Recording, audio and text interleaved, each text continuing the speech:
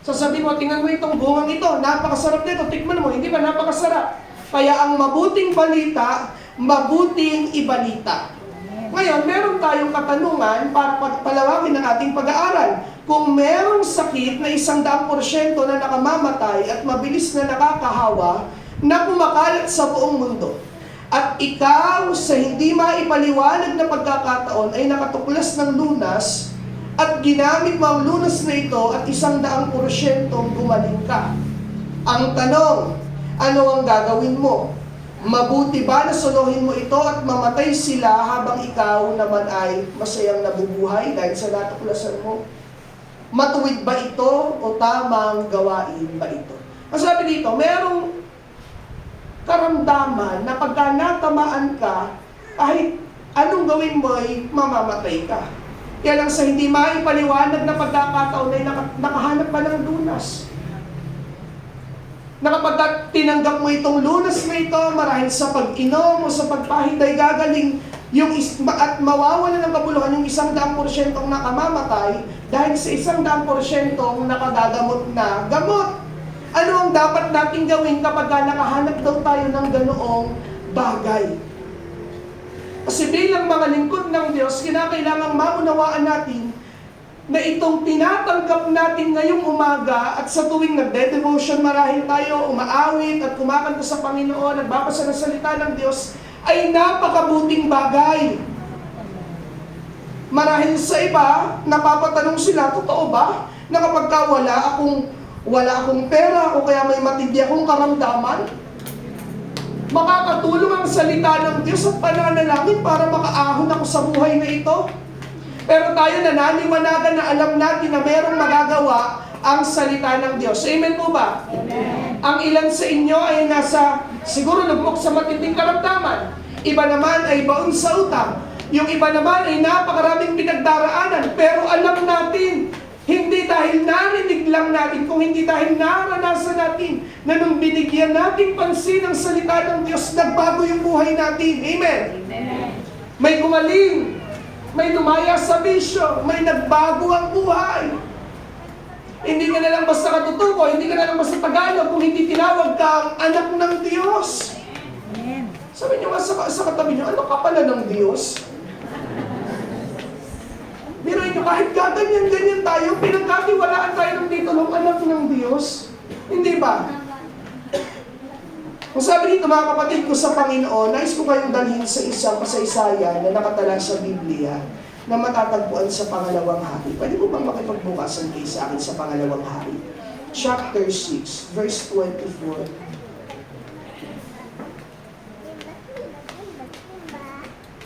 Ang pag-aaralan natin ang saklaw niyan, Pangalawang Hari o 2 Kings chapter 6, verse 24 hanggang 33. Pero ang nangyari dyan, ito ay kwento ng Israel at ng bansang sumasalakay sa Israel. Sabi dito, pinalibutan ng hukbo ng Aram ang Samaria. Hinarang nila ang lahat ng pumapasok ng mga pagkain sa lugar, kaya nagkaroon ng malaking kagutuman at kakulangan. Dito, yung bansang kalaban ng Israel, alam nyo, pagka naggegera, isa sa mga pangunahing estratehiya para malipol mo ng mabilis ang iyong kaaway ay hadlangan mo yung mga pinagkukunan niya para siya ay mabuhay. Ako'y isang anak at naranasan ko rin magrebelde. Alam niyo ba yung naging dahilan ng pagbalik ko sa magulang ko, naubos yung pera ko at wala akong matakbuhan. Ganun ang ginawa ng kalaban ng bansang Israel. Hinadlangan nila yung papasok na mga pagkain na ikabubuhay ng mga Israelita. Kaya ano ang nangyari? Sabi nga, sa kauntian ng nakatabing pagkain, nandoon ang pagmahal ng bilihin. Hindi nagmamahal ang bilihin dahil madami. Nagmamahal ang bilihin dahil kukunti na lang yung nakaimpok na pagkain. At yun nga yung madalas na estratehiyang ginagawa ng mga negosyante. Hino-hoard nila, hindi po ba? Itinatago nila. Mababa ang presyo ng itlog, mag-usap-usap na, sige, paunti-unti lang yung labas ng itlog natin. Para yung dating 5, 10 piso na ngayon. Ganun yung ginawa ng kalaban ng bansang Israel. Ano ang nangyari? may pangit na nangyari sa bansang Israel. Pangit po yun, hindi po ba? Hindi lang basta magmahal yung bilihin kung hindi mawala ng mabibili. Kasi ang kasalanan ay nag-uumpisa madalas sa kahirapan. Naalala ko nung bagyong Yolanda, pagkatapos noon sa Leyte tumama, ay, alam nyo, kahit anong yaman nyo, sa panahon ng Yolanda at nasa Leyte kayo, walang mabili. Biruin nyo, nag-vision po yung ang Pastor Joseph doon, at pagbalik niya, nagpapatotoo, ang bentahan ng isang latang sardinas ay 10,000. Eh kahit limpat yung pera mo, wala ka namang mabibili. Hindi mo ba? Yung gasolina doon, walang pakialam. Yung ATM daw doon ay binuksan nila yung mga ATM at kinuha yung pera. Pero ano silbi ng pera kung walang nabibili? Tama po ba? Nagkakagulo doon noon. At merong nakakatuwang kwento sa lugar ng Dagawi.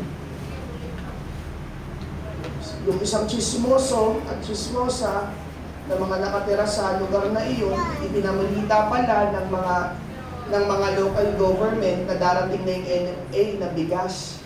Ang pagkakarinig daw ng mga chismoso sa lugar na yun, NPA yung darating. Kaya nagtakbuhan silang lahat, darating na daw yung NPA, baka patayin tayo kukunin yung mga damit at mga pagkain. Kaya pagdating ng gobyerno doon na mamimigay ng bigas nila ng natagpuan, sabi nangyari na wala yung mga tao dito. At merong ilang natira doon, sabi, akala po namin NPA yung darating, NFA pala. At sabi nga, marami na doon namamatay yung maling akala. Amen. Akala ko sawa, obra pala.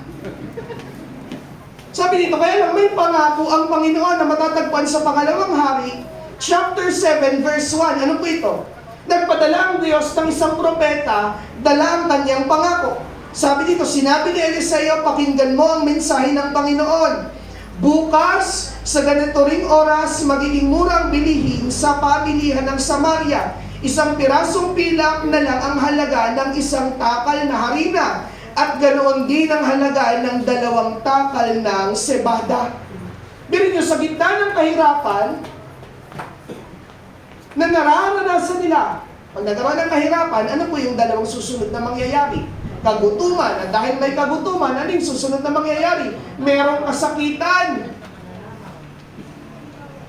Ang ginawa nila dito ay, ano po iyon? Ganoon nga, nagutom sila at maraming ginawang pangit na bagay dahil sa kahirapan. Pero nagpadala ang Diyos ng, alam niyo ang Diyos, hindi niya tayo nilapitan dahil mabait tayo. Ang totoo nga niya, naging Kristiyano tayo dahil sa kalagitnaan ng kasamaan natin ay naranasan natin ang pag-ibig ng Diyos. Hindi niya ito pinagkatiwala dahil naging mabait tayo. Pinagkatiwala niya ito dahil ito yung magiging dahilan kung bakit tayo magiging mabait. Ang sabi dito, may ibinalita na bukas magmumura yung mga bilihin. Ano pa po yung mangyayari? Ngayon, ano yung naging provision ng Diyos para mangyari ito? Talon po tayo sa Pangalawang Hari, chapter 7, verse 3 hanggang 8. Babasahin ko po ito. Nang hindi na malaya ng mga tao sa Samaria na kumilos ang Diyos, at ang mga Arameo ay nagtakbuhan at tumakas hindi lang nilisan ng Samaria, kundi kanilang sariling bayan at kampo. May 4 na tao na mayroong malubhang karamdaman sa balat, na nagpasya na pumunta sa kampo ng mga Arameo dahil sa tindi ng kagutuman. Nakita nila, wala ng tao sa kampo, puno ito ng mga pagkain, kaya sila ay nagsaya at kumain. Dito, kumilos ang Diyos. Hindi ito nalala. Tandaan niyo po, ang dakilang pagkilos ng Diyos para maitawid tayo sa pag-araw-araw natin buhay, madalas hindi natin alam. Dito, kumilos ang Diyos, hindi nila alam. Ano po ang nangyari? Nagtakbuhan yung kanilang mga kaaway, hindi lang iniwan yung isang bayan, kung hindi yung buong kaharian. At ito namang, 4 na merong sakit sa balat na ketong, alam niyo, iba nagagawa ng kagutuman. May kakilala ko na hindi yun nangungutang. Pero nung nagutom, natutong mangutang. Nung nagutom, natutong lumapit dun sa kaaway. Yung anak na nagutom at nawala ng pera, kahit galit siya sa nanay at sa tatay niya, natutong lumapit. At ito, parang suicide na to kasi kaaway ito. Pupunta sila doon, total mamamatay na lang din sila, susubukan na nila yung pwedeng gawin. At yun na lang, dahil sa bayan nila ay puro kagutuman. Kaya lang tingnan dito, may layunin ang Diyos. Naunawaan niyo ba na nung araw na nakakilala tayo, hindi na, yun yung araw na hindi natin ina-expect na makakakilala tayo sa Panginoon. At ang layunin ay matatagpuan sa Pangalawang Hari, chapter 7, verse 9. Sabi dito, sa bandang huli, sinabi nila sa isa't isa, hindi ito tama. Magandang balita ang nangyari sa araw na ito. Kaya hindi natin dapat ilihim. Kung ipagpapabukas pa natin ang pagsasabi nito, tiyak na parurusahan tayo. Pumunta tayo ngayon sa palasyo ng hari at ibalita ang nangyari. Alam niyo, sa kalagitnaan ng pagkakasya nila dahil sa nasumpungan nilang isang mabuting bagay, naisip nila yung tamang gawin. Ano po iyon? Hindi maganda na solohin natin yung magandang nangyayari sa atin. Ang mabuti pa, dahil marami ang nagugutom dahil sa pagmahal at sa kawalan ng makakain, ibalita natin ito sa kanila. Dahil anong sinabi? Kapag hindi nila ginawa iyon, mapaparusahan sila. Nung nasumpungan natin si Kristo, doon nag-umpisang maging maganda yung buhay natin. Tama po ba? At sunod-sunod, siguro nga may pagtitiis, may pagsasakripisyo. Pero hindi natin may tatanggi na nung nakilala natin si Kristo, naging mabuti yung buhay natin kaysa sa dati. Na minsan kang nagbisyo, uminom ng alak at sinubukan lahat ng klase ng sugal.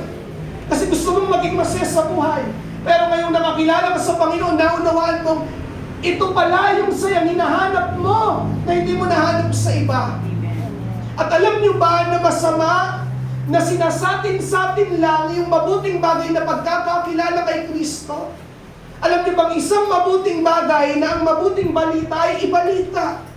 Dahil hindi lang tayo ay nangangailangan ng kaligtasan. Marahil kasi nagiging dahilan natin sa iba, pastor, mayaman na yan, parang hindi niyan kailangan ng Kristo, may sasakyan yan, maraming pera.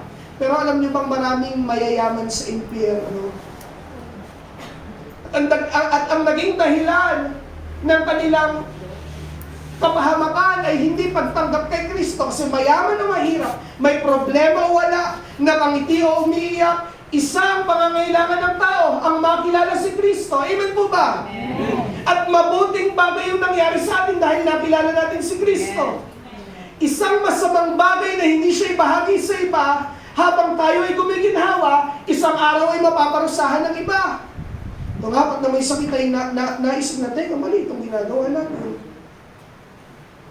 Tayo ay nagiginhawahan dahil naranasan natin ang pagpapala ng Diyos.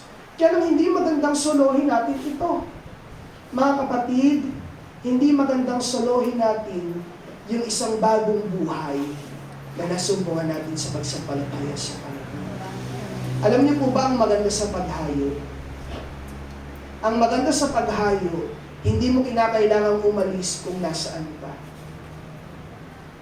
Kasi tinawag tayong ipangaral ang pag-ibig ng Diyos sa kung nasaan tayo. Eskwelahan, trabaho, pamilya, o kung nasaan lugar ka. Mga kapatid ko sa Panginoon, mamaya mananalangin tayo sa dami natin. Alam niyo, saksi ako, hindi naman ako nandito nung una pa. Pero nag-umpisa ang paglilingkod ko sa lugar ng Mindoro. Nung ako'y bata pa, isinasama ako ng Pastor Joseph dito. Dati, naalala ko nung bata kami, ang problema lang namin ay pagtulog. Dahil maraming kwento sa lugar na ito na may tik-tik, may aswang, at kung ano-anong mga bagay na lumilipad sa gabi. Ngayon, ang problema na lang namin, saan kami bibili ng pangkain? Nakakatakot ang lugar na ito nung unang panahon. At nasaksihan ko na iilan-ilan lang yung mga kaluluwang nasa loob ng iglesia ito. Ang Pastor Joel po pala, ang unang guro ko sa musika. Si Pastora Joa naman ay si Pastor Joseph at Pastora Lani ang halos nagpalaki dyan at nagpaaral, kaya parang ate ko na yan. Kaya kung makikita niyo po, ang tawag ko sa kanila, kuya, sa kay Pastora Joa naman ay ate dahil itinuring na namin na ate namin siya. Doon nag-umpisa yung paglilingkod na ito. Naalala ko noon, lagi kong binibiro ang Pastora Annabel pag nag-mission kami doon. Dito pala, ako'y lagi pumupunta dyan sa sementeryo at iniipon ko yung mga bulaklak. Kasi alam mo yung madaling magalit, ang sarap inisin lang ako ba? Pero pagka matagal mainis, parang ang hirap. Pero nakakatuwa kapag yung isang tao ang bilis mainis. Konti kasar mo lang, nagagalit na, parang natutuwa pa tayo lalo. Kaya gagawin ko na, may pupunta ako doon sa sementeryo, ipunin ko yung mga bulaklak pagkatapos ng araw ng kamatayan at ipapasalubong ko kay Pastora Annabel Perez. At pag nalaman niya galing sa sementeryo, magwawala yun. Magdadabog-dabog. At konti lang yung kaluluwa ng mga panahon na yun sa lugar na iyon. Pero patuloy na nangaral ang Pastor Bernard at ang Pastora Marilo kasama ng mga ilang pang pastor sa lugar na ito. Pero konti yung magagawa namin kung hindi nyo kami tutulungan. Kasi hindi lahat ng tao ay kakilala at kalapit namin sa lugar na ito. Marahil sa payo, merong mas palakaibigan doon kaysa sa kay Pastor Joel.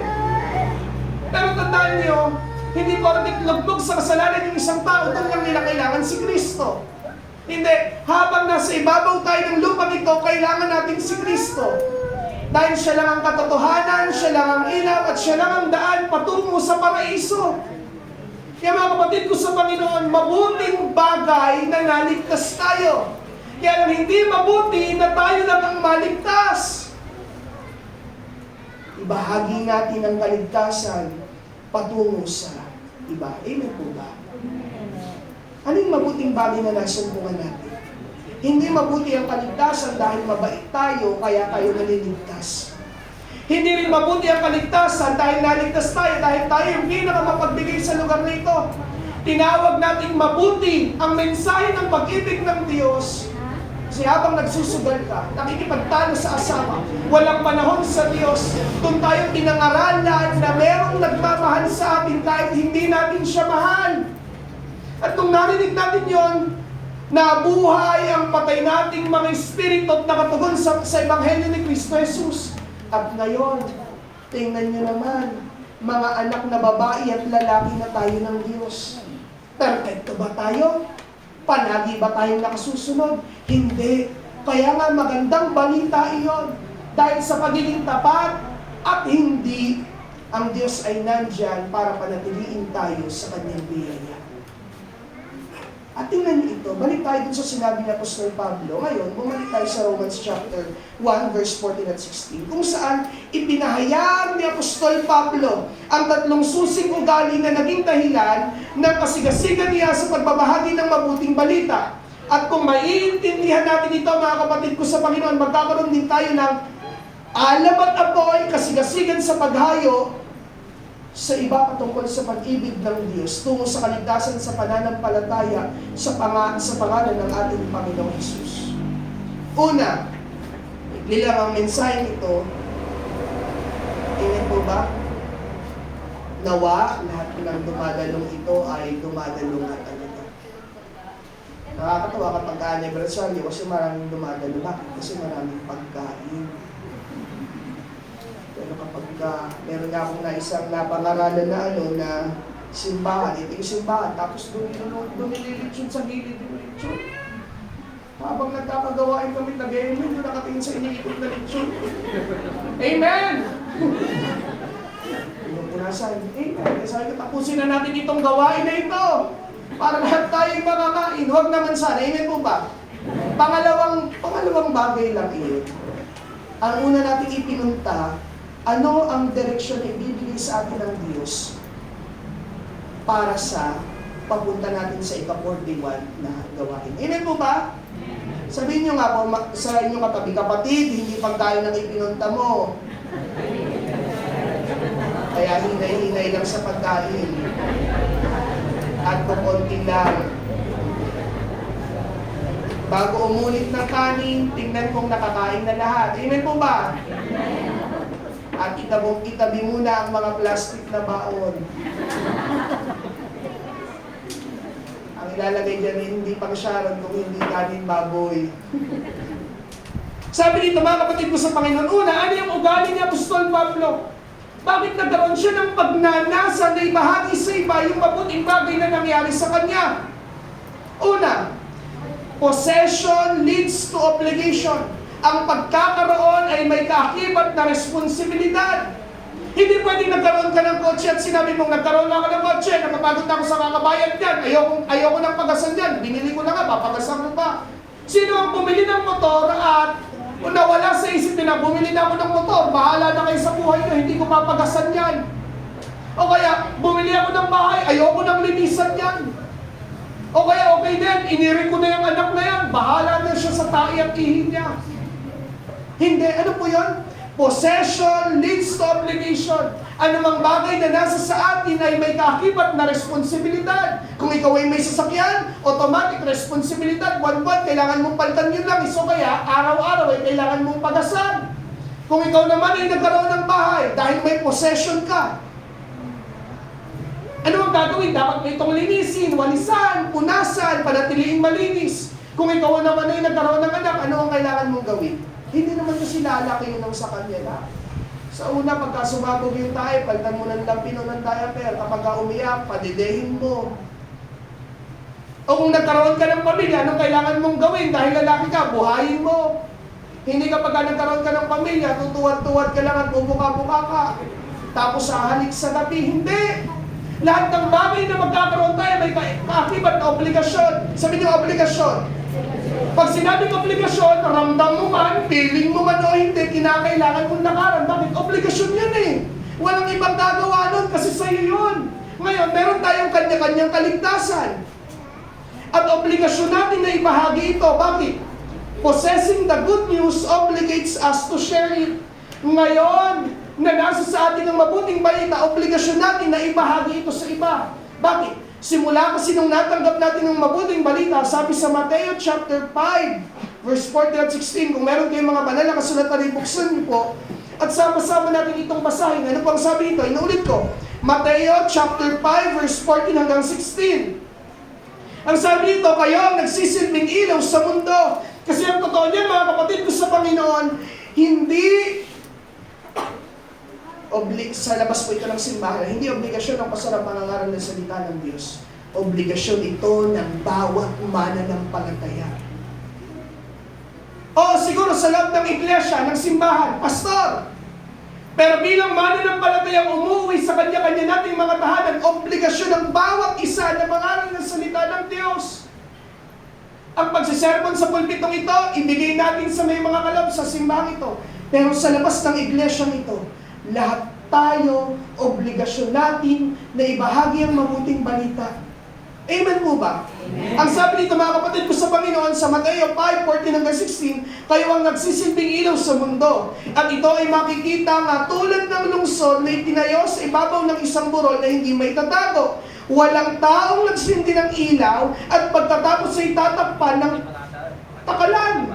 Sa halip, inilagay ang ilaw sa patungan upang magbigay liwanag sa lahat ng nasa bahay. Ganoon din dapat ninyong gawin, ang inyong gawin. Pagliwanagin ninyo ang inyong ilaw sa mga tao upang makita nila ang mabubuting gawa ninyo at purihin nila ang inyong amang nasa langit. Nung natanggap natin ang mabuting balita, naging Kristiyano tayo. Sabi sa salita ng Diyos, naging ilaw tayo. Ngayon, siguro may katangahan kung sasabihin natin kay Pastor Joel, ilipat kaya natin sa labas ng simbahan para pag-araw may ilaw tayo sa labas. O kaya sa kotse, sino po dito may mga kotse? Motor, bisikleta, apat ang gulong. Isang hangal na bagay na buksan yung ilaw sa umaga hanggang sa hapon. Sino po ang hangal na gagawa noon? Naisipan mo ba kahit na kailan, nako magdadrive ako ng kotse, tirik na tirik yung araw, dadagdagan ko nga yung liwanag niyan. Sisindihan ko yung ilaw na sasakyan ko para makita nila nakasalubong ako. Hindi. Kasi ang liwanag ay para sa kadiliman. Amen po ba? At obligasyon nating mga liwanag na pumunta sa kadiliman, hindi magtutukan ng liwanag. Eh, anong silbi nun? Subukan kaya natin, nasa isang lugar tayo, tapos lahat ng, yung cellphone natin may flash, magtutukan lang tayo. Walang mangyayari doon, hindi tayo aabante o susulong. Ang kailangan natin gawin, obligado tayo bilang mga liwanag na tumungo sa kadiliman at itutok sa kanila ang liwanag para makita nila ang katotohanan na katulad natin nakakakita ng katotohanan. Amen po ba? Sabi niyo po, ako'y liwanag. Yan yung dahilan kung bakit, pastor, bakit kung naging Kristiyano ko parang gumulula yata. Pinapadala ka talaga sa lugar na magulo. Bakit? Ilaw pa. Amen ba? Yun yung gamit mo. Liwanag ka.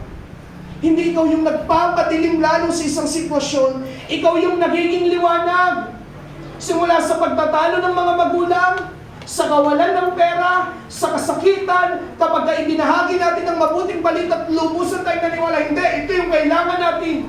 Magkakaroon ng mabuting bagay. Magugulat kayo.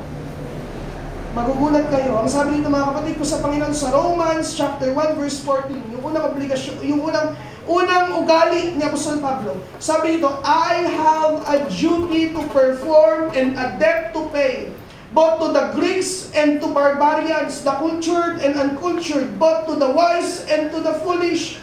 I have a debt to pay, may utang akong kailangang bayaran. Alam nyo, anong inaasahan natin sa ilaw, mga kapatid ko sa Panginoon? Ano pang inaasahan natin sa ilaw? Magliwanag.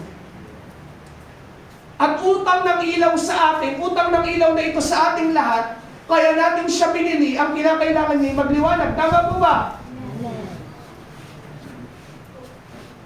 At utang natin sa nadidiliman dahil ilaw tayo, naliwanagan sila. Naintindihan niyo ba mga kapatid ko sa Panginoon? Ang pagbabahagi ng mabuting balita, nag-uumpisa lang yun sa pagpapatotoo. Hindi mo kailangan palaging napakagaling at napakalalim magpaliwanag ng salita ng Diyos. Hindi. Ang sabi nga ng Panginoon, kung meron ka lang pananampalatayang kasingkit ng buto ng mustasa, kung ang karanasan mo sa Panginoon ay kukunti pa lang, hindi ka gagamitin ng Diyos nang wala sa'yo. Gagamitin ng Diyos yung kukunti sa'yo para maluwalhati ang kanyang pangalan. Naalala ko nun si Brother Butchoy, kailan po ba yun? Pagkatapos ng pandemic, ay binisita namin siya dahil nagkaroon siya ng sakit ng COVID at nanghina siya. At mayroon siyang patotoo patungkol sa paghayo. Kasi kapag kaliwanag ka, wala kang ibang kayang gawin kung hindi magliwanag. Yung ilaw niyo po ba may iba pang nagagawa? Bukod sa magliwanag. Yung ilaw ko, pastor, yan, nasayaw-sayaw sa kanatugtog. Walang ganon. Ang ilaw, liwanag lang yung kayang gawin. At kahit saan ka ilagay, magliliwanag ka. Hindi ito patungkol sa katalinuhan. Hindi ito patungkol sa pagiging sobrang lalim. Patungkol ito sa pagliliwanag. Anumang liwanag, maliit man o malaki, liwanag pa rin. Anumang liwanag sa gitna ng gabi ay malaking tulong pa rin. Sabi sa Pastor, meron akong pinagkukunan niya ng itlog. Sinabi ng Panginoon sa kanya, Sheran, hindi naman siya marunong. Hindi man, nagkwento siya ng mga patotoo. Kung hindi nyo alam lahat, sasabihin niya, basta magpatotoo kayo sa kung gaano kabuti ang Panginoong Sus. Tapos tawagin niyo, Pastor, resma ka natin ito. Kaya na magpatanggap, ako na nagbahagi. Sabi niya po San Pablo, ako'y may utang sa kadilima, sa nadidiliman na magliwanag dahil ako'y liwanag. Walang silbi yung ilaw kung itututok din natin sa ilaw. Napagtibay na po ba natin yung bagay na yun? Naunawaan niyo na po ba? Natulad ng isang electric fan, kung hindi yan nagbibigay ng hangin, anong silbi niyan? Bibili niyo po ba yung isang electric fan para magbigay ng ulam? Kaya kayo dinadala ng Panginoon sa mga tao. Panginoon, bakit yung mga nagiging kaibigan ko parang napakadami yatang problema? At minsan ay naapektuhan ka, bakit? Ilaw ka kasi. Hindi ka itinatago kung hindi inilalabas sa mundo para maliwanagan sila. Amen po ba? Tingnan niyo po ito mga kapatid ko sa Panginoon. Ang talinhaga patungkol sa tatlong alipin. Babasahin ko na lang ito sa Matthew 25. Tatawid-tawid na lang ako. Verse 14. Sabi dito, sinabi pa ni Jesus, Ang paghahari ng Diyos ay may tutulad sa kwentong ito. May isang taong papunta sa malayong lugar, kaya tinawag niya ang kanyang mga alipin at ipinagkatiwala sa kanila ang pera niya. Tawid tayo sa verse 21. Sumagot ang amo niya, "Magaling! Isa kang mabuti at tapat na alipin. At dahil naging matapat ka sa kakaunting ipinagkatiwala sa iyo, ipapamahala ko sa iyo ang mas malaki pang halaga. Halika't makibahagi ka sa aking kaligayahan." Mga kapatid ko sa Panginoon, ang paglilingkod ay hindi paramihan. Kung alam mo pa lang, dahil ang karanasan mo pa lang sa Panginoon, na bago yung buhay ko, Pastor, dahil pinagaling ako sa aking sakit, yun yung ibahagi mo sa iba. Hindi mo kinakailangan maging kasing galing ni Pastor para maging kasing epektibo ni Pastor. Epektibo simula sa maliit hanggang sa malaking nagbabahagi ng kabutihan ng Diyos. Siguro nga hindi mo alam kung saan matatagpuan itong versikulo na ito. Pero alam mo na mabuti ang Diyos dahil pinatawad ka sa kasalanan, ibahagi mo sa iba yun. Ang sabi ni Apostol Pablo, kayo ang aking rekomendasyon para kayong isang buhay na pala na nakikita ng mundo. Siguro hindi mo alam, talastasin yun, pero alam mo na inayos ng Diyos yung pamilya nyo. Ibahagi mo yun. Pinakain ka ng Diyos. Ibahagi mo yun, mga kapatid ko sa Panginoon. Ang sabi naman dito,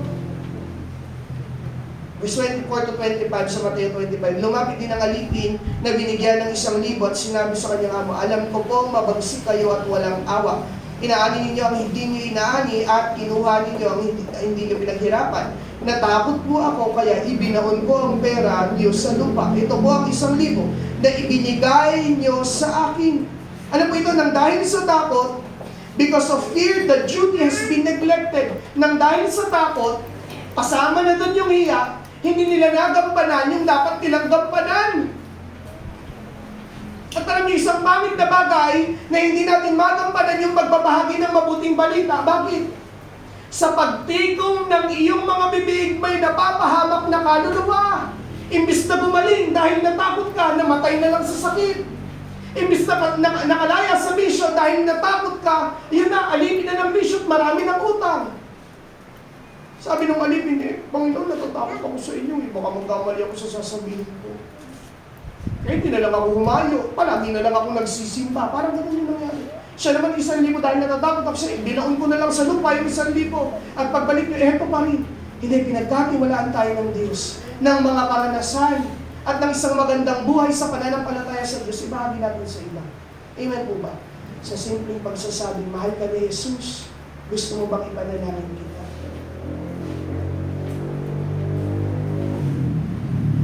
Alam niyo, napakadali at napakagaan ang pagbabahagi ng mabuting balita. Ang magpapahirap lang sa atin yung takot. Paano kung hindi gumaling? Paano kung hindi gumaling? Siguro mas maganda, bago natin isipin natin, ano kaya yung mabuting bagay na mangyayari kapag ka ibinanalangin o binahaginan mo siya ng salita ng Diyos? Amen po ba? Sabi dito, mga kapatid ko sa Panginoon, verse 29 at 30 ng Matthew 22, "Sapagkat ang mayroon ay bibigyan pa ng mas marami, ngunit ang wala, kahit ang kakaunting nasa kanya ay kukunin pa. Itako ninyo ang walang silbing alipin na iyan sa kadiliman sa labas. Doon ay iiyak siya at magngangalit ang kanyang ngipin. Punishment for keeping silent." Ang sabi sa Ezekiel patungkol sa watchmen, merong sinabi doon ng Diyos, tayo ay mga tiga-tingin at tiga-bigay babala sa mga taong mapapahamak. Ang sabi doon, kapag nakita mong mapapahamak ang isang tao at hindi mo siya sinabihan, sa'yo ko sisingilin yung parusang dapat sa kanya. Pero kapag nakita mo yung kaparusahan at yung paparating na pangit na bagay at sinabihan mo siya at nakaligtas siya, gaganting palaan ka. O kaya naman kapag nakita mong may kapahamakan na paparating, sinabihan mo yung tao na yun na may kapahamakan na paparating, pero hindi siya naniwala na pahamak, hindi kita sisingilin sa kapahamakan nangyari sa kanya. Pero kung tumahimik tayo, at hindi natin ibinahagi ang mabuting balita, mga kapatid, paparusahan tayo ng Panginoon. Alam niyo ba, isa sa hadlang sa pag-asenso, hindi lang ito patungkol sa pera, kung hindi sa paglalim sa pananampalataya, madalas paikot-ikot lang tayo sa isang sitwasyon. Bakit? hindi natin ginagawa yung pag-share ng salita ng Diyos. Yung mga kaibigan mong may problema pa rin. Yung mga kaibigan mong gutom pa rin.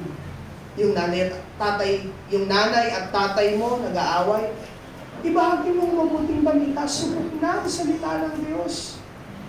Subok na ang salita ng Diyos, mga kapatid ko sa Panginoon. Amen po ba? Sa Ezekiel 33 verse 4 hanggang 6 po makikita yun. The Great Commission of the Believer. Hindi lang sa Mark chapter 16 verse 15 at 18. Sabi ito, ang sino mang makaririnig sa babala pero nagsawalang bahala at napatay nang nilusob sila, siya ang may pananagutan sa kanyang kamatayan. Sapagkat nang marinig niya ang babala ay hindi niya pinansin, kaya siya ang dapat sisihin sa kanyang kamatayan. Napahamak yung tao na dapat maliligtas kasi tumahimik ka. Hindi kasi yan, nabangga tuloy. Hindi, ikaw yung may kasalanan, dapat ligtas yun, kaya lang nanahimik ka. Dapat magaling yun, kaya lang nanahimik ka. Dapat may pag-asa sa buhay yun, kaya lang nanahimik ka. Ang sabi ng Diyos, dapat ikaw ang sisihin kasi may mabuting bagay na nakatago sa iyo, hindi mo ibinahagi. Kaya wag mo silang sisisihin kung hindi mo naman sila nabahagi na ng salita ng Diyos at napahamak. Ikaw yung may kasalanan. Bakit? Mababangga na. Nanood ka lang. Sigawan mo, hoy, umalis ka dyan, may paparating na truck. Hindi ang bobo-bobo naman nun, hindi, kasali ka doon kasi nakita mo. May pananagutan ng bawat isa sa atin. Kaya gumising kayo sa katotohanan. Baka akala niyo napaparangalan niyo ang Diyos, pero ang totoo, nasasaktan niyo siya dahil ang tahimik niyo. Ang daming napapahamak sa paligid niyo. Ang sabi ng Panginoon, anak, papanagutin kita. Ligtas sana sila. Magaling sana sila. May pag-asa sana sila. Kaya lang tumahimik ka. May mga taong hindi namin kayang abutin bilang pastor, na kaya niyong abutin dahil malapit sila sa inyo. Mas maniniwala sila sa... Alam niyo bang kahit marami kami alam sa salita ng Diyos, may mas maniniwala pa sa amin yung mga taong malalapit sa inyo dahil pinagkakatiwalaan nila kayo. Isigaw natin ang pangalan ni Jesus upang yung dapat maligtas ay maligtas at makaiwas sa kapahamakan, the obligation and responsibility. Amen po ba? Magising tayo. Kasi kung bakit, isa sa dahilan kung bakit may napapahamak, tumahimik kasi tayo. Hindi ba makapangyarihan ang salita ng Diyos? Hindi ba nagpapagaling siya ng may sakit? Hindi ba nagpapalaya siya sa problema? Bakit tumahimik ka? Hindi, magwelga tayo, magprosesyon. Sabihin natin, tanggapin mo si Kristo dahil may paparating na kapahamakan para guminhaw at gumanda ang buhay mo. Amen po ba? Pangalawa, understanding leads to eagerness. Ang pagkaunawa ay humahantong sa pagnanasa. Kung naunawaan mo ang salita ng Diyos, sabi sa Romans chapter 1 verse 15, ay ganda mga kapatid ko sa Panginoon. That is why I want so much to preach the good news to you in Rome. Na intindihan ni Apostol Pablo na ang mabuting balita ay siyang tanging kailangan ng tao para makapunta sa kalalagayan ng walang hanggang kaligayahan at kapayapaan. Kaya nung naunawaan niya ang mabuting balita, nung sabi ni Apostol Pablo, ito yung dahilan kung bakit gusto kong ipangaral ang salita ng Diyos. Ito rin yung dahilan kung bakit ilang beses na silang tumanggi. Paulit-ulit ka pa rin pumupunta. Ayaw din ang pakinggan ng mabuting balita, pero paulit-ulit kang nagsasabi, bakit naunawaan mo? Hindi ba? Kapag may isang produkto na mabuti sa'yo, sabon man ito o shampoo, o kaya pagkain masarap, anong ginagawa mo? Pinapaulit-ulit mo sa mga kasamahan mo. Bakit? Alam mo na epektibo. Naunawaan mo na may magagawa. Meron nga isang sabon na naririnig kong laging nire-recommenda sa akin, nakakaputi daw. Kahit saan ako magpunta. Dalawa lang. Papaya o kaya Kojic. Bakit? May mga nakaintindi kasi na kapag sinabon nila yon hanggang sa mamatay sila kakasabon, puputi sila. Meron akong best friend sa Bible school, babae po siya, pinanganak siyang may ngayon maputi na dahil sa sabon na yun. Kahit sabi ko, wala ng pag-asa, sinubukan ko na hindi. Bakit? Meron siyang karanasan sa ka-epektibuhan. Subukan mo, sabi ko, ang pumuputi lang ay ngipin. Sa kapalan, kahit anong kuskus ko, baka kailangan ay tuklapin na yung balat ko para mamuti ako. Hindi sabihin, hindi, subukan mo. Bakit? Epektibo! Yung iba sa atin, naging Kristiyano lang, pero hindi nakaranas ng ka-epektibuhan ni Kristo. Kasi kung nakaranas tayo, may ibabahagi natin siya sa iba. Hindi po ba? Kaya nga sa palengke, meron tayong tinatawag na mga suki. Hindi lang dahil mura sila magbenta, kung hindi dahil maganda yung mga tinda nila. At anong ginagawa? Doon na tayo bumili. Suki yung maganda yung mga benta nun. At kahit anong persuade sa'yo ng iba, kumbinsi sa'yo ng iba, hindi ka nila makumbinsi. Bakit? Naunawaan mo, epektibo yon. Kasi yung kaunawaan sa kaepektibuhan ng salita ng Diyos ay nagdudulot ng pagnanasa. Amen po ba? Ang sabi dito, understand, to be aware, ng maging mulat, maintindihan, maunawaan, makilala, makilapis. At pag sinabing eager naman, strongly wanting to do or to have something. Meron akong isang pastor na kasama na bibili ng cellphone.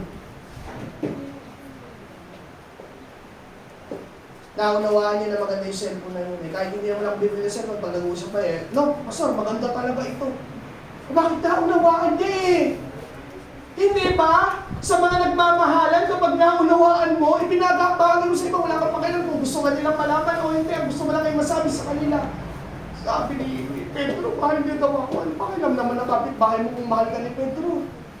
Dahil naunawaan mo, nagkaroon kang pagnanasang ibahagi ito sa iba. Hindi ba? Hindi naman nila kailangan ng ulam, kaya lang napakasarap ng luto ng asawa mo, kaya lang ginawa mo bato ka sa kapitbahay.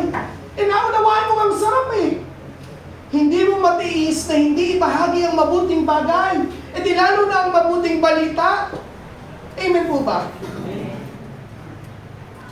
Sabi ito, mga kapatid ko sa Panginoon, to understand the call, ng maunawaan ng pagkakatawag.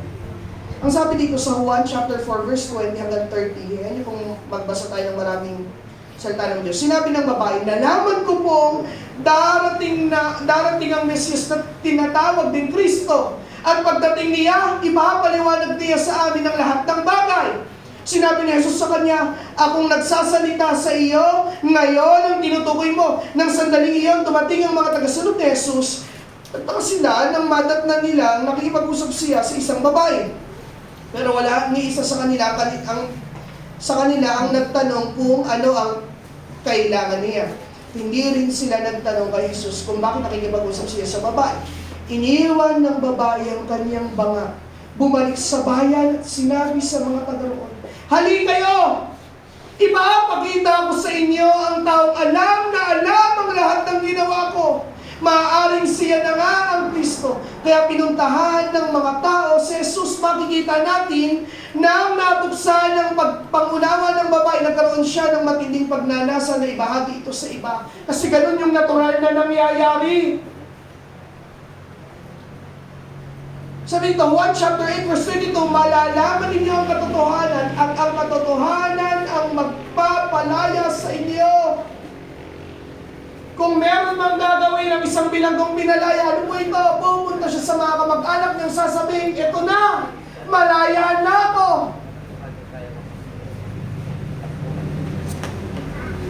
Walang taong naghihing ng mabuting bagay. Palaging yung mabuting bagay yung pinagmamayabang ka. Tapos ka sa pag-aaral, mabuting bagay, yung ginagawa, pinapatarpulin ka. Ang totoo, pasang awa ka, pero may tarpulin ka rin naman. Congratulations! Hindi nila alam, may katakot-takot na sunod yung ginawa mo sa teacher para nangako ka ng project, bunot, floor wax, papagawa mo electric fan, bibigyan ng ilaw sa eskwelahan. Lumuhod kayo ng mama mo para makapasa ka, umiyak ka pa, nagkunwari ng artista. Pero mabuting bagay, nakagraduate ka, gagawin pa, tarpulin pa, minsan nangungutang pa ng panglitsyon man, ako litsyon baboy, nagpapakain. Mabuting bagay Amen po ba? Sabi niyo nga sa katabi niyo, may mabuting bagay pala sa'yo. Bakit hindi mo ibinabahagi? Sabi mo, yari ka. Sabi niyo mga kapatid ko sa Panginoon, to understand the truth is to have power over fear. Pagka naunawaan mo ang katotohanan, magkakaroon ka ng kapangyarihan para kontrolin yung takot. Kaya nga nagkakaroon tayo ng pag-asa. Kasi kapag bumubulong yung kasakitan, ano yung katotohanan? May Kristong nagpapagaling, isang panalangin lang. Kaya imbis na magkakaroon kung bulsukot ako, hindi, nananalangin ka, nagkakaroon ka ng pag-asa. Ganon din sa paghayo. Nauna, hindi, ito talaga yung kailangan ng tao. Kaya nagkakaroon ko sa takot na paano kung tanggihan ako? Paano kung laitin ako? Paano kung bagsaraduhan ako? Hindi. Meron ka ng control sa takot dahil naunawaan mo yung katotohanan na siyang nagbibigay sa iyo ng kapangyarihan. At ito yung pagkakatawag natin. Inviting is different than sharing. Ang pagkukumbita ay iba sa pagbabahagi. Amen po ba? Amen. We are called to share God's love. Wala akong mababasa sa Bible na invite. Ang meron doon, share. Hindi, pumunta ka sa simbahan namin. Alam ni pastor na, simula sa'yo, ikaw yung gagamitin to share and not to invite. Yun yung unang pagkakatawag. Kaya ang pagpapatanggap, pagbabahagi ng kabutihan ng Diyos, dapat ay nag-uumpisa sa labas dahil sa atin papunta sa loob. Sabihin mo nga, ako ay gagamitin. Hindi para magkumbita lang, hindi para magbahagi ng pag-ibig ng Diyos. Ano yung una niyo sasabihin? Yung katansan niyo kay Kristo. Pinanaya ka ba? Broken-hearted ka? Niyakap ka ni Kristo na kumpleto ka? Hindi, bahagi mo sa iba. Kung yun yung alam mong ginawa ng Diyos sa buhay mo, nanalangin ka ba? Wala kang pambayad ng matrikula? Tinugon ng Diyos? Di yun yung ibahagi mo sa iba. Magpatotoo tayo sa mga lansangan. Ilabas natin itong pulpito. Dali natin sa harap ng kaibigan natin, sa harap ng guro, mga magulang, mga tsuhin, mga kabarkada, mga kalaro sa basketball, mga kabisikleta, kamotorista, mga katutubo dun sa mga kainan. Dali natin yung pulpito kung saan tayo nagpapatotoo sa harap nila. Amen po ba? Amen. At pangatlo, tinatawagan po ng ating pianista, realization leads to boldness. Sabi sa Romans chapter 1 verse 16, una na unawaan mo, kaya nagkaroon ka ng pagnanasang ibahagi sa iba. Ngayon, naihayag sa iyo, kaya nagkakaroon ka ng katapatan. Kung tatanungin niyo yung mga nagbabahagi ng mabuting balita, bakit sila matapang sa pangangaral? Hindi dahil matalino sila, kung hindi dahil naihayag sila, naihayag sa kanila yung pag-ibig ng Diyos. Kung magaling ka lang magsalita sa pulpitong ito, alam niyo, takot ko rin kasi yan. Mahihayin din akong tao. Kaya lang naunawan din pag-ibig ng ating Panginoon Jesus. Nawalan ako na kung anong masasabi sa akin ng iba at nagkaroon ako ng pakialam, anong masasabi ng Panginoon kapag naging kaharap ko siya. Paunti-unti, meron tayong nabuksang gawain at ngayon ay isang simbahan na sa lugar ng Valenzuela. At dahil nga naging church na, nawalan ako ng Bible study at nananalangin ako ang naging direksyon sa amin ng Panginoon ay sa amin personally. Balikan yung mga naging kasama ko sa iglesia at pag-usalit ng Bible study sa kanila. Kaya kinausap ko yung mga ibang kananayan sa sentro. Sabi ko, mag-uusap tayo ng Bible study sa bahay niyo. At nahayo po tayo, yun yung magiging outreach natin. Tapos pag naibahagi na natin sa kanilang mabuting balita, doon sa mga nawalay makabalik, saka natin sila dadalhin sa simbahan. Bakit? Mga kapatid, tinawag tayo para iwaksi ang pag-ibig ng Diyos. Tayo ay ilaw ng sanlibutan. At meron lang tayong gamit, hindi sa liwanag kung hindi sa kadiliman. Amen po ba? Sabi ng Panginoon, hindi ako naparito para iligtas ko yung mga ligtas at pagalingin yung magagaling.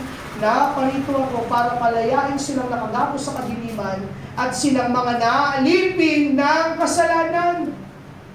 Sabi dito mga kapatid ko sa Panginoon, Romans chapter 1 verse 16, hindi ko ikinahiya ang magandang balita tungkol kay Kristo. Dahil ito ang kapangyarihan ng Diyos sa ikaliligtas ng lahat ng sumampalataya, una sa mga Hudyo at gayon din sa mga hindi Hudyo. Pag sinabing realization, become fully aware, mamulat ka sa katotohanan at malaman mo ng lubusan. Pangalawa, to understand clearly, nang maintindihan ng may kaliwanagan o kalinawan. Alam nyo, realization leads to engagement. Kaya nagtatalaga yung isang lalaki para yayain sa pagpapakasal ng isang babae kapag ka na-realize niya na panghabang buhay na itong relasyon na ito. Maraming mga pagkakataon, hindi natin maibahagi ang pag-ibig ni Kristo kasi hindi pa tayo sigurado kay Kristo. Kasi ang realization, ano po yan? Leads to engagement. Bakit kami nagbabahagi? Hindi dahil pastor kami, kung hindi dahil yung relasyon namin kay Kristo ay panghabang buhay. Sigurado na kami kay Kristo. At kayo sigurado na rin kayo kay Kristo. Amen po ba? Amen. Kaya magbabahagi tayo ng mabuting balita kasi naunawaan natin, kaya mag-go tayo. Sigurado na tayo kay Kristo. Kaya we will go. Sigurado na tayo kay Kristo. Kaya we will believe. Sigurado na tayo kay Kristo. Kaya we will experience. Kaya mga kapatid ko sa Panginoon, ang nga po yung ating musician, ano yung dapat nating ipanalangin? Dahil ito yung tema natin, go, believe, and experience. Alam niyo, isa lang naman ang nakakahadlang sa paghayo at sa pag-share ng pag-ibig ng Diyos. Ano po ito? Takot. Takot ako noon kaya hindi ako nakapagbahagi ng mabuting balita. Kayo, alam kong takot din kayo sa mga classmates niyo. Baka isipin nila, sobrang banal ko na, layuan na nila akong lahat. Naalala ko noon, tanda nyo, realization leads to engagement. Naikwento si Brother Butchoy na talaga nagpamangha sa akin patungkol sa kanyang tatay, si Tatay Her. Sabi niya, isang araw daw, nagtataka siya, yung tatay niya lagi nagpupunta daw sa mga inuman at sa mga bar. Isip niya, bakit kaya si tatay nagpupunta sa mga anong babae ito? Ano na nangyayari? Nung namatay daw si Tatay Her ay nakilala niya yung mga, hindi ko alam kung yung babae na nag-aalok ng mga alak dun sa lugar na yun. At sinabi niya, kilala po namin si Brother Her. Kasi sinasharean kami niya ng word of God. Pero niya, hindi na nakatisalan sa akin. Pumunta na dun sa bar, doon na nagbahagi ng mabuting balita. Tagay ka ng alak, sabi tatay, ito ang tagahin mo, salita ng Diyos. Ito na, pag nilaya ka tagay, titingin ka na, wala namang nakakita. Yun ang nakikita rin pa sa wala. Sige, share mo na isa. Sabi, pakunti-kunti, hanggang sa pakunti-container na. Isang sigarilyo lang naman. Ngayon, wala nang makain yung pamilya dahil ilang pakito na yung naubos. Pero kapag naunawaan mo kapangyarihan ng salita ng Diyos, hindi pwedeng hindi ka kikilos. Hindi sakit, hindi problema, hindi pagtatalo, hindi kawalan ng pera, yung magpapatigil sa'yo para ibahagi yung mabuting balita. Bakit? Naunawaan mo na higit to kaysa sa'yo. Patungkol ito sa kabutihan ng Diyos na hindi natin kayang tantuhin. Na tayong mga makasalanan, mga walang hiyat, walang kwenta, hindi dapat mahalin at karapat dapat sa kaparusahan, ay inibig ng isang banal at walang kasalanan ng Diyos. Hindi dahil deserve natin yung ibigin, hindi dahil worth it tayong ibigin, minahal niya tayo kasi naawa siya sa kalalagayan natin. Kasi kung wala siya, walang magandang bagay na mangyayari sa atin. Yan ang tunay na pag-ibig na nagmula sa kaloob-looban natin na gusto niyong ibahagi mo rin sa iba. Bakit? Problema din yung iba. Hindi nila alam kung saan nahawak. Walang pag-asa, walang pera, walang kagalingan, pero nakatago sa loob mo yung solusyon sa lahat ng problema, yung sagot sa lahat ng katanungan, yung mabuting bagay sa gitna ng kawalan. Si Jesus! Na mga kapatid ko sa Panginoon, hindi naman tayo lahat makakalapit dito, pero alam niyo, pinapaalala sa akin ng Panginoon. Mamaya, pag tumayo tayo pagkasal ng mawid, kumuha tayo ng may papanalangin natin, babae sa babae, lalaki sa lalaki, o babae sa lalaki. At ipapanalangin natin ang Panginoon. Katulad ng pagbibigay, mawawalan ka para magkaroon ka. Ganon din sa kalakasan. Pag pray mo lumakas yung katabi mo at may epekto ito patungo sa'yo, magugulat ka. Teka, sinishare ko na pala si Jesus sa kaklase ko, hindi ko pa rin naunawaan. Magugulat ka lang, pinapanalangin ko na pala yung tita ko. Sinasabi ko na kay tatay na tumanggap kasi kayo sa Panginoon, mahal kayo ng Panginoon, kasi talo tayo ng talo dito. Mama, mag-pray tayo! Magugulat ka! Kaya hanap tayo ng may papag-pray natin at sabihin natin, ito yung prayer natin. Wala tayong ibang ipapanalangin ngayon kundi prayer for voters. Katulad ng mga alagad, pinagbantaan sila. Sinabi ng mga parsed sa dosent ng gobyerno na kung mangangaral ka pa at ibabahagi si Kristo, papatayin ka namin, tatanggalin ka namin ng bahay, paparusahan ka namin. Pero din naging daing ng mga alagad sa Acts chapter 4, verse 29, sabi nila, and now Lord, behold, they're threatening us, and grant unto thy servants that with all boldness they may speak thy words. Pag inuusig tayo, mas lalo tayo mangaring ang salita ng Diyos. Kasi lahat ng paglilingkod natin, ang ninanasalan talaga ng Diyos, isang kaluluwang ligtas. Siguro nga, hindi ka nakapag-sermon sa pulpitong ito. Napakarami mo namang nasyara ng salita ng Diyos. Dahil nyo pa kami.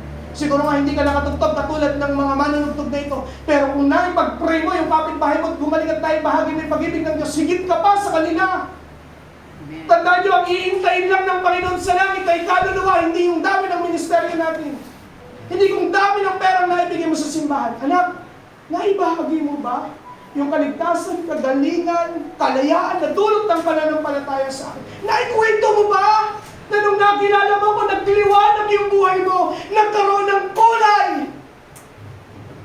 Ay, bahagi mo ba ako sa iba? Kasi gusto ko rin silang yakapin, gusto ko silang pagalingin, gusto ko silang ibigin, gusto ko silang magpalain. Ano na anak? Nasa sayo yung pinakamakapangyarihan na mensahe na mahal sila ng Diyos kahit hindi nila mahal ang Diyos. At mahal pa rin sila ng Diyos, kaya gusto ng Diyos na sumampalataya sila. Kung sabi dito, ay hindi tayo nagtaka, Romans 5:5, and hope maketh not ashamed, because the love of God is shed abroad in our hearts by the Holy Spirit, which is given unto us. Bakit? Hindi tayo nag-iisa sa paghayong ito, kaya hindi dapat tayo matakot. Hindi dapat tayo mahiya. Siguro hindi natin siya nakikita, pero pumapalibot ang Espiritu ng Diyos sa atin. Naghihintay lang siyang manalangin at may lalabas na kapangyarihan. Naghihintay lang siyang magbahagi at magpapalaya. May kasama ka sa mga pag-iisa mo. Kasama mo ang banal na Espiritu ng Diyos na siyang magpapa-epektibo sa iyo. John 3:16, dito tayo magtatapos. Pabisaduhin ito dahil ito lang naman ang mabuting balita. Sabi sa malalim na salin, sobrang mahal ng Diyos ang sanlibutan na hindi pumapansin sa Kanya. Pero sa kabila noon, ibinigay niya ang Kanyang bugtong na anak para magkaroon ng pagkakataon ng mga taong para sa kapahamakan na magkaroon ng buhay na walang hanggan at magkaroon ng pag-asa. Tayo yun. Yung walang pakialam sa Diyos. Pero may pakialam siya sa atin. Hindi ka lang isang katutubo. Hindi ka lang walang trabaho. Hindi ka simpleng kabataan. Karga mo ang pinakadakilang mensahe na pwedeng marinig ng kung sino pa man. Isang mensaheng sagot sa pera. Isang mensaheng sagot sa sakit. Isang mensaheng sagot sa nagkakagulong pamilya. At ang sagot sa paglaya ng tao sa kasalanan. Ang mensahe ng pag-ibig ng Diyos. Amen? Kaya go. Believe and experience. Bakit? Kasama natin ang Holy Spirit. Aawit tayo ng isang awit. Kasi pagkatapos natin umawit, umalit tayo ng kapartner niya. Sabi ko, Lord, may panalangin ako sa tao ito. Katulad ng gusto ko mangyari sa sarili ko. Magkaroon siya ng tapang sa pangangaral ng salita ng Diyos. Ang pangangaral ng salita ng Diyos ay hindi patungkol sa sistematikong paghahayag ng sermon sa magitan ng napakaraming talata. Ito ay patungkol sa naranasan ng kabutihan ng Diyos. Na siya'y katawang tao, nabuhay, namatay, muling nabuhay. Ngayon, handa ka ng palayain sa kung ano bang umaalipin sa'yo. Kasakitan, pagkabigo, kawalan ng pera, pagtatalo ng mga magulang, kawalan ng trabaho, higit sa lahat sa kasalanan ng umaalipin sa atin. Amen po ba? Awitin natin yung isang awit na spirit, yung gusto-gustuhin ninyo ako, pulutin ninyo ako, kasi yun yung magiging panalangin natin. Amen po ba? Alam nyo, ang Panginoon sa'yo, wala namang mga versikulo at kapitulo. Madalas nga, puro parabola siya halimbawa. Mga simple na pagkikwento patungkol sa paghahari ng Diyos, kaya lang naging epektibo. Bakit kasama niya ang banal na Espiritu? Awit nga tayo ng isang awit. Ano nga ba yung isang o Diyos? Salamat sa inyo sa biyaya at habang sa kabuhayan. Taglay niyo sa pangakong kailanman, hindi ako iiwanan bilang tugon. Dalangin ko'y pakinggan. Alam niyo ba, ang kapuspusan ng banal na Espiritu, ang goal talaga niyan ay para magkaroon tayo ng lahat ng kailangan natin para makahayo. Kasi it's not about you, it's about Jesus. Amen. Natagpuan ka na, pinagpalang lubusan ka na. Ngayon, patungkol naman sa kaibigan mong lugmok pa, sa kamag-anak mong nasa kadiliman pa, iligtas natin sila sa magitan ng pangangalan. Amen? Tayo nga tayong lahat at awitin natin itong awit. Hallelujah. At pagkatapos natin umawit, alam nyo, yung panalangin nyo dahil naniwala na kayo, may mga panalangin nyo, hindi nyo naman kakilala. Ikot kayo yung, ito, hindi, kakilala ko, hindi ko nakakausap. Ipanalangin mo na, Panginoon, palakasin mo ito. Yung papanalangin natin ha. Panginoon, kasi tandaan niyo po, lahat ng kagalingan at lahat na ng pangangailangan natin ang sabi sa salita ng Diyos, but seek ye first the kingdom of heaven, and all these things shall be added unto you. Magbubunga yung pangangaral ng salita ng Diyos, katapangan sa pangangaral ng salita ng Diyos, ng kagalingan, tungkol sa pera, paglaya, magbubunga na lang lahat yan. Kaya kinakailangan intindihin natin yung pinaka, ano yun, pangangaral ng pag-ibig ng Diyos. Magugulat ka, nangangaral ka, hindi ka naman nananalangin ng kagalingan, biglang may gagaling. Magugulat ka, nangangaral ka, hindi ka ba nananalangin ng pagkakabati-bati, nagkabati-bati na. Kaya nga, pagtuunan natin ng pansin. Awit tayo sa Panginoon. Hallelujah. O Diyos, salamat sa iyo. Amen. Sa biyaya at habang sa kaligtasan talay ko, sa pangako kailanman, hindi ako iiwanan. Amen. Minsan pa sa pag-isa, dalangin ko'y pakinggan. O Diyos,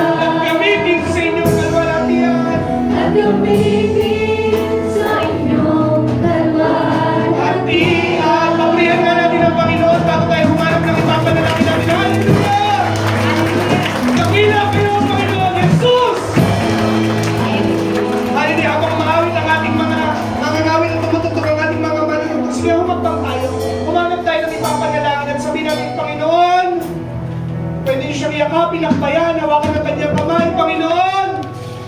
Sige, maglamakad po kayo. Kumain po kayo ng may papanalangin habang nagsasalita ako.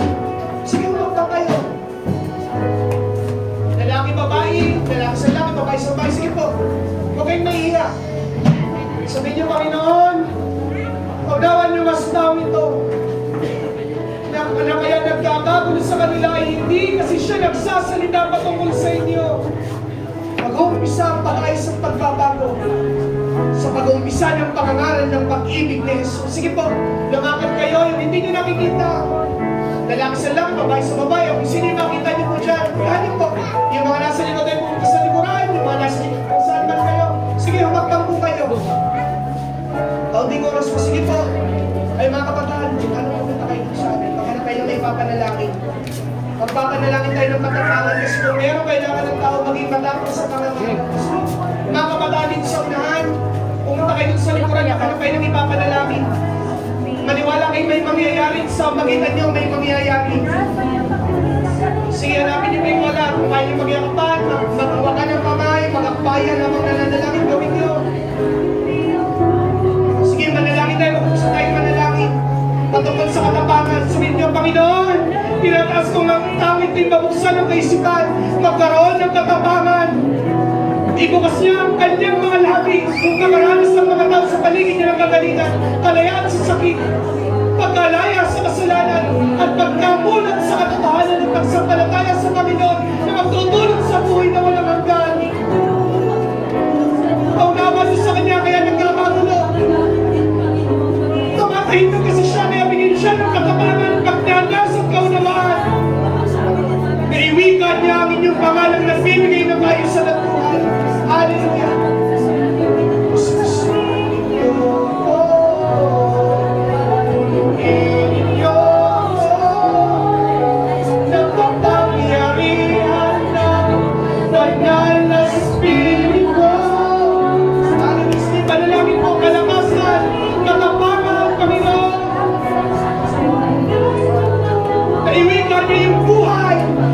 Pag-ibig sa iba. Hallelujah. O Diyos, salamat sa iyo. O Diyos, salamat sa iyo. Sa biyaya ako. Sige, mag-iseryoso kayo. Sa pag-uwi ng tao, pinapagalangin niyo. May papalayain tayo sa pag-ibig ng Diyos. May papagalingin. Dahil kumakaling ang Diyos. Gusto niya yung maligtas. Gusto niya yung kuminawa. Gusto siya.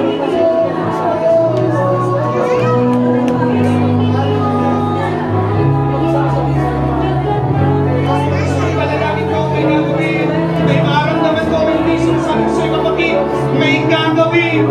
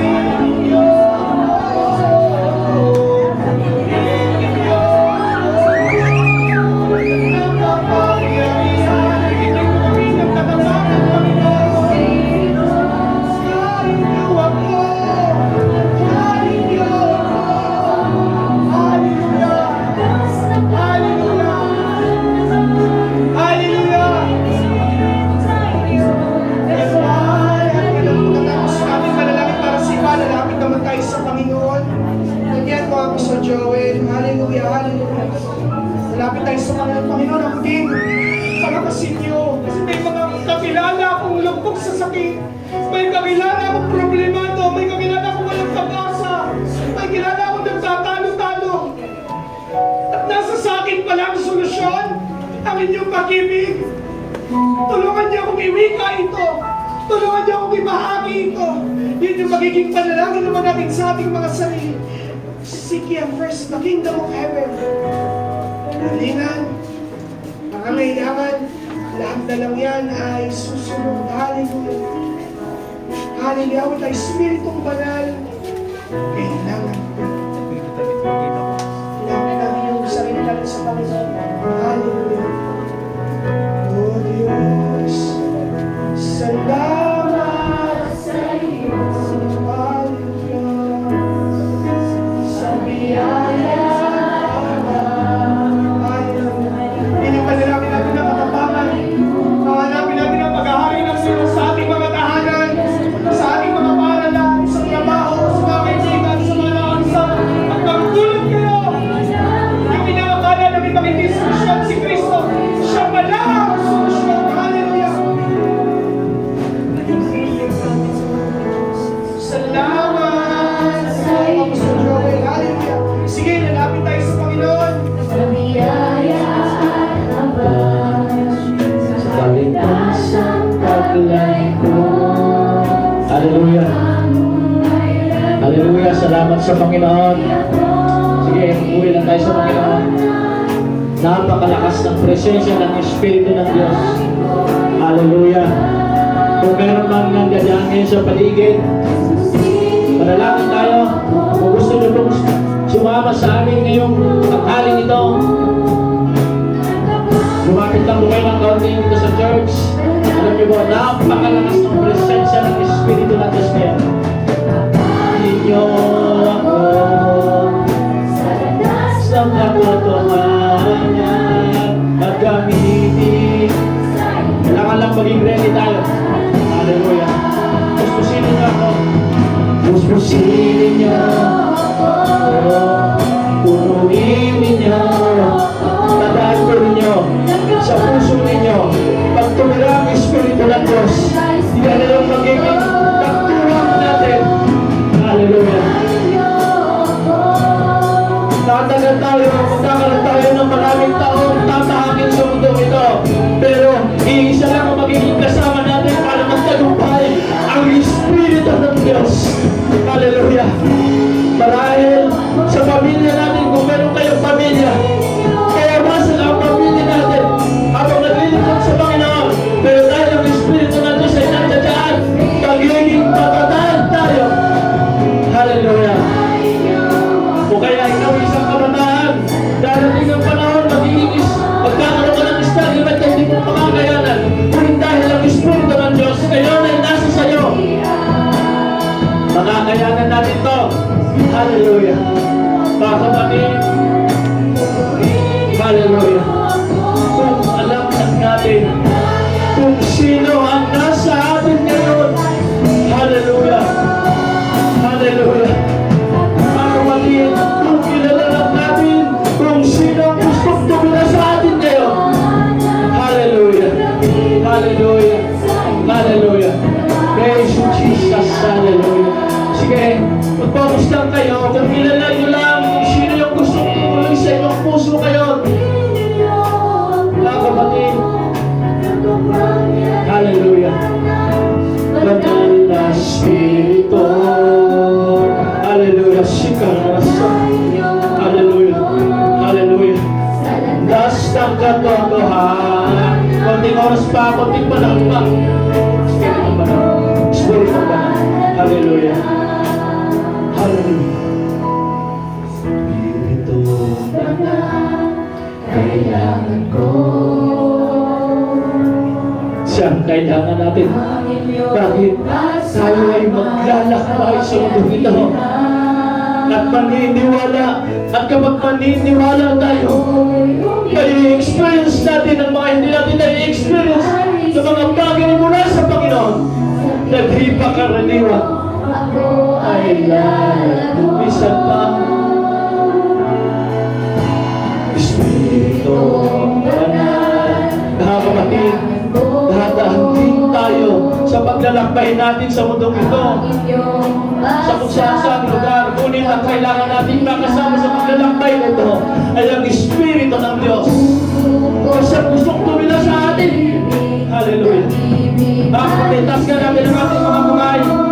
Hallelujah. Ako ay... Sige, sabihin natin ang buong puso sa iyo lumalapit.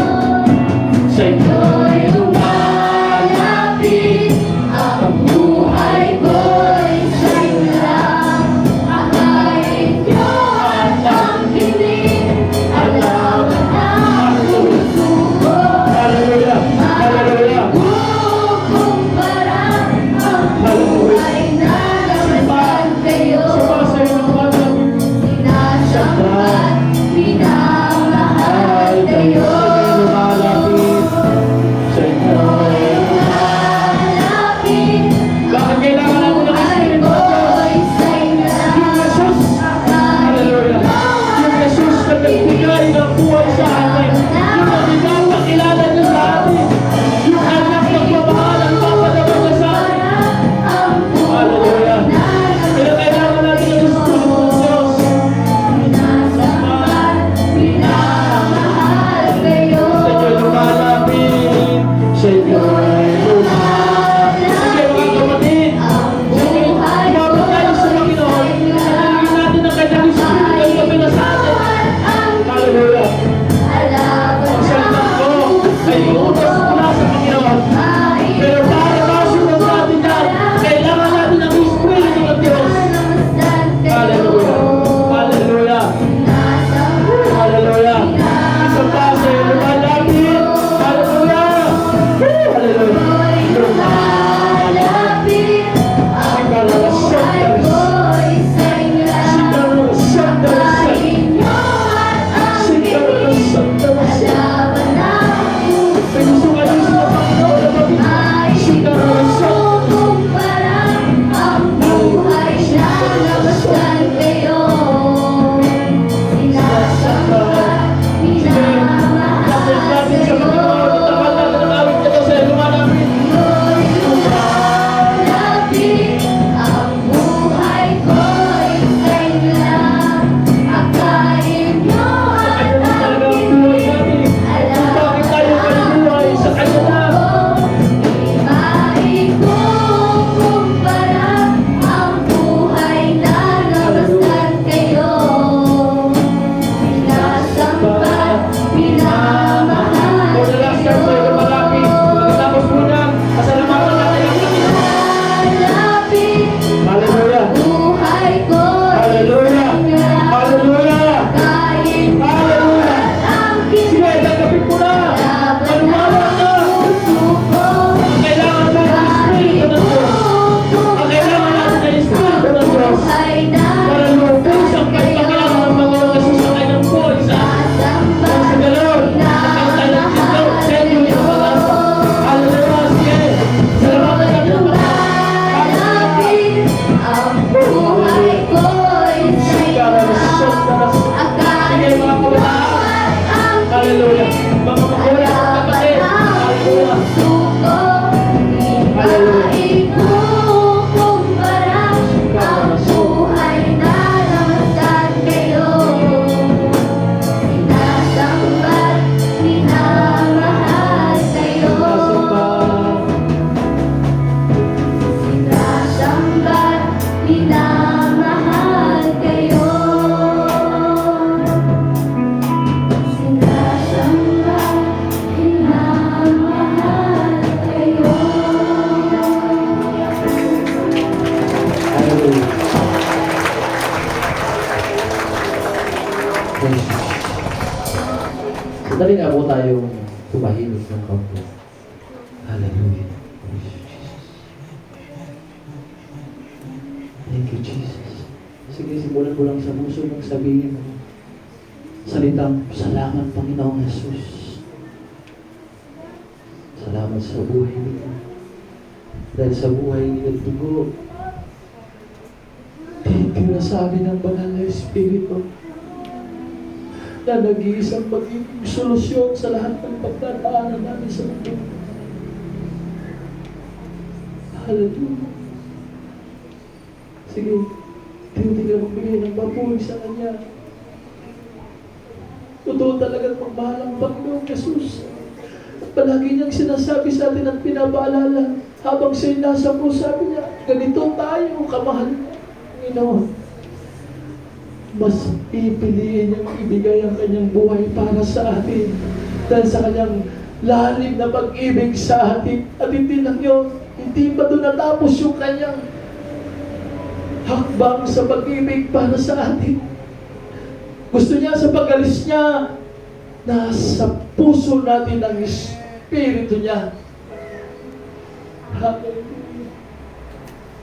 Kapatid, higit pa sa isang damdamin ng isang ina, ang damdamin ng ating Panginoon. Kung ang ating magulang ay nalulungkot kapag ang anak ay humingi sa kanya at walang maibigay. Pero higit ang nakikita at damdamin ng Panginoon para sa atin. Yung pangwalang hanggang, kailangan mo ang kanyang gusto pa, kamtan mo. Hallelujah. Sige, umpisa tayo magpasalamat sa Panginoon. Kapatid, marahil marami tayong mararating, pero iisa ang mananatili sa atin hanggang kamatayan, hanggang sa piling ng Panginoon, kundi yung maranasan na tayo'y nakakilala sa Kanya. Oh, hallelujah. Salamat. Salamat, Panginoon. Praise you, Jesus. Sige, magpasalamat ka na sa Panginoon. Pasalamat mo yun. Na yung matitira sa iyo na yun. Isang pagkakataon na kilala mo ang Diyos at nagpakilala sa iyo dahil mahal ka niya. Pagpasalamat natin yung hallelujah. Praise you, Jesus. Thank you, Jesus. Thank you, Jesus. Hallelujah. Hallelujah. Tutuloy natin ang pagwawakas sa panalangin, pero pagkatapos, bago doon, sa uli ay awitin natin yung closing song na yung inawit kanina.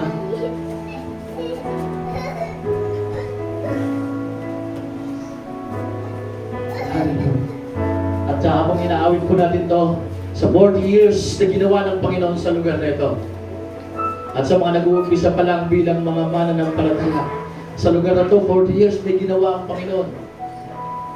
Eh kung 3 years pa lang tayong nag-uumpisa para sa Panginoon, di pa tayo maabot sa 40, iyak na marami pang gagawin ng Panginoon. Ngayon naman, dahil sa dami ng Kanyang magagawa sa atin, dapat lang na Siya ay maparangalan. At sa uli, ito naman talagang gagawin natin. Kahit marami pa tayong marating at mapuntahan, at dumami tayo ng dumami, ito pa rin talaga ang gagawin natin, hindi ng dati. O Diyos, natapang at kahanga-hanga ang Panginoon. Sadyang wala nang higit sa iyong kadakilaan, pag-ibig at biyaya na di kayang matupasan, inawat sa katulad natin, noong iniligtas minsan pa. O Diyos, na tapat at kahanga-hanga, sadyang wala nang hihigit sa iyong kadakilaan. Hallelujah. Sa iyong kadakilaan, pag-ibig at biyaya na di kayang matupasan, inawat sa katulad mo at sa aking iniligtas. Malamang ang papuri. Sige, taas natin ang pangalan ng Panginoon. Mga kapatid, ganito yun. Ganito yung gagawin natin sa langit. Hallelujah. Ano man ang inis mo para sa Panginoon, ang daming mapagdating mo sa langit, ipahihin ka. At ang damdamin na magkakaroon sa damdamin mo, ganito. Hallelujah. Walang bugang papuri. Hallelujah. Walang hanggang papurihan, pasasalamat, lahat ng Awitin po natin ulit. Alam niyo po, sa lang po ano, total kakain naman tayo. May sasabihin lang po ako sa inyo, no? Habang inaawit po natin yan, ito po ang aking vision para dyan. Alam niyo po ba? 40 years kang nagtiis na maglingkod sa Panginoon, siyempre may inaasahan ka sa Panginoon. O kaya marami kang pagsubok na pinagdadaan. O kaya, pwedeng marami na tayong achievement sa buhay na ito. Parang laging pwedeng sabihin natin sa ating sarili, deserve ko to. Di ba minsan sabi natin, deserve ko talaga to na magka-consay kasi nagtiis ako. Alam niyo ba na pagdating natin sa langit, kahit anong tanghal mo sa iyong sarili o sa ating sarili, kahit sa ating organization, at kapag nakatanggap pa tayo ng utong o ng regalo mula sa Panginoon dahil sa paglilingkod natin sa Kanya, sa langit, alam niyo ba, pagdating natin doon, pag tinanggap natin yun, kukunin natin yung koronang yun at ibibigay pa rin natin sa Panginoon. Sabihin natin, Lord, walang hanggang pumuri talaga sa inyo. Bakit? Pag nakita natin ang ginawa ng Panginoon at ginagawa pa ng Panginoon kung sino siya, mga kapatid, karaya natin ng achievement natin, Lord. Sa inyo pala. Sa inyo pala talaga ang papuri. Hindi pala kami ang dapat parangalan kayo.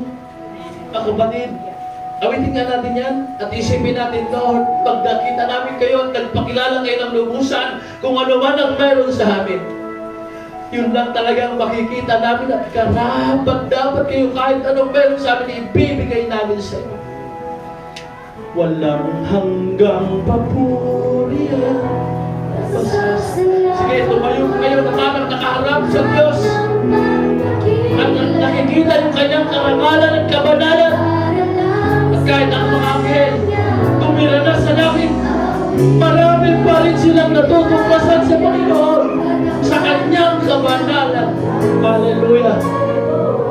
Pusong lakas ibibigay sa Diyos.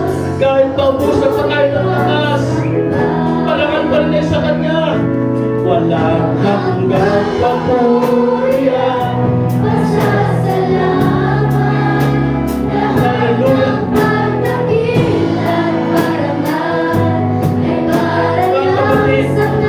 Kahit masaktan ka pa, kahit maubusan pa tayo ng lakas, ang parangal ay para pa rin sa Panginoon.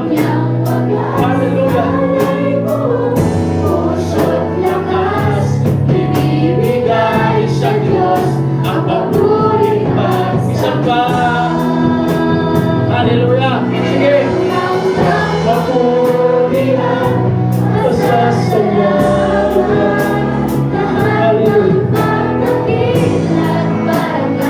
Di sasapat lahat ng mararating namin, Panginoon, sa itatagal namin sa mundong ito. Di sasapat lahat ng nagawa namin, Panginoon, sa itatagal namin sa mundong ito para sa inyong karangalan, Panginoon. Hallelujah! Hallelujah! Walang hanggang papuri sa mga walang hanggang papurihan sa saya. Aabot kami, Panginoon, sa 40 years, pero hindi pa rin yung sapat para sa karangalan ng pinapakita at meron kayo, Panginoon. Aawitin natin. Aabot kami hanggang sulok ng mundong ito, pero hindi sasapat yun para sa inyong kabanalan, Panginoon. Ang papuri ng Hallelujah. Panginoong Jesus, salamat sa buhay na siyang buhay ninyo, na siyang dahilan kung bakit nagkaroon kami ng kaunawaan kung ano kayo at kung sino kayo at kung anong nagawa ninyo sa buhay namin. At higit sa lahat, ang pinakadakila ay tumira sa amin ang inyong Espiritu na sa ngayon ang nagbibigay sa amin ng comfortness, ng kakayanan na magawa lahat ng bagay na ito para sa inyo.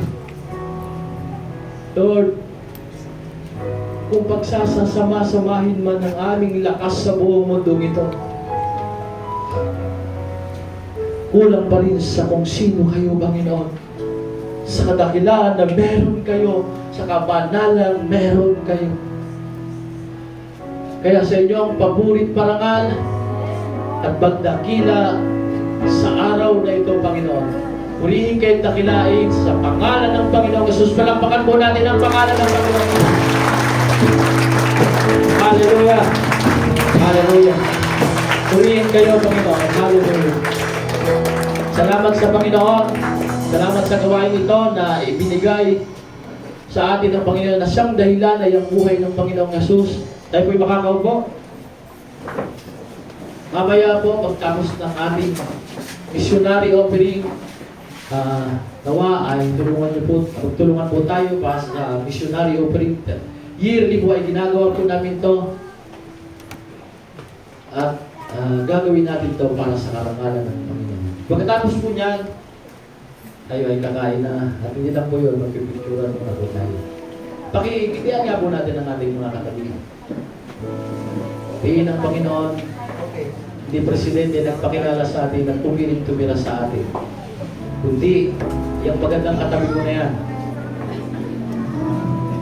na gumawa dyan, ang pumiling tumira sa inyo dahil sa buhay ng Panginoon Jesus. Kaya nga, we will go. Okay? Bakit? Hindi presidente ang nasa amin, kundi may-ari ng buong mundo at ng buhay natin. Okay? Hindi tayo matatakot at maniniwala sa gagawin ng Panginoon. Okay? Dahil lang tayo tumayo para gawin ang isang pagpapala para sa lingkod ng Diyos. Saan yung ating ano? Okay. Missionary mo. Sige po, dahil lang tayo tumayo para sa missionary mo. Kung kayo ay may kakayanan magbigay pa, bigay sa Panginoon.